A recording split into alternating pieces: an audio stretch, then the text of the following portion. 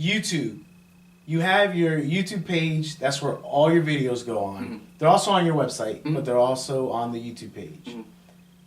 You did an ALS Ice Bucket Challenge. Yeah. It blew up. It blew up. You have over 4,000 views on that video. How do you feel about that? Honestly, for me, it is huge because, you know, I wasn't really doing this for the subscriptions or for the likes or anything. I'm just doing it to connect fans together and connect my friends to this news. For me to get that many views, I was like, you know? One of the things that I think contributed to all the views was like all the people I tagged. Like I try to tag some big name celebrities as well as some celebrities that I liked, and I challenged a bunch of other people as well. The way I did it was I tried to challenge at least two people from each topic of the show: movies, comics, TV, everything. And I think certain names really really brought more people in. But also the challenge itself, you know, everybody. I think I was getting it right before it started going down, like the hype for it.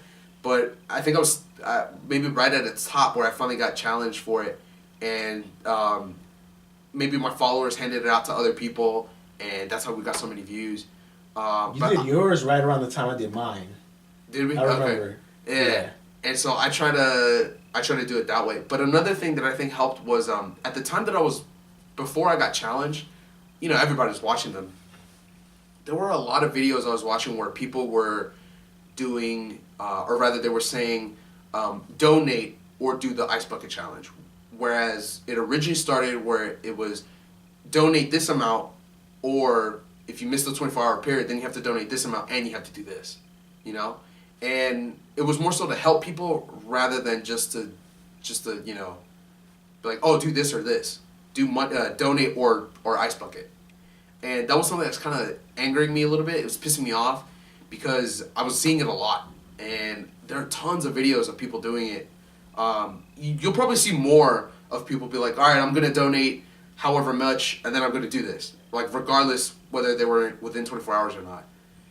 And that's great because they're helping out that cause. But I just saw too much of like, oh, no, I'm within the 24-hour period, so I'm just going to Ice Bucket. You know. So for me, I think when I touched that note, because I got some comments of people like, do you really think people aren't donating? Yeah, I really do. I saw a couple videos where people were saying that they're not going to do it, you know? So that was something that kind of angered me. So I went ahead and I donated, and then I did the challenge itself. But that was one thing that I think helped pick up people. And then another thing I try to do with it too is talk about what ALS actually is. Yes, you did. I saw that. Yeah. You know, it sucks to go through it. It slowly eats away at your brain, and you just start losing the ability to control everything. It sucks to live with, and you know, not everybody knows what ALS. As far as I know, people probably thought that was like the name of a school or whatever, and the school was the one that started the challenge. You know, and that's not how it was. That's not how it started. So, before I did it, I did the research and I did everything, and then based off the experiences from watching those negative videos, that's what's like, you know what, I'm gonna do it this way.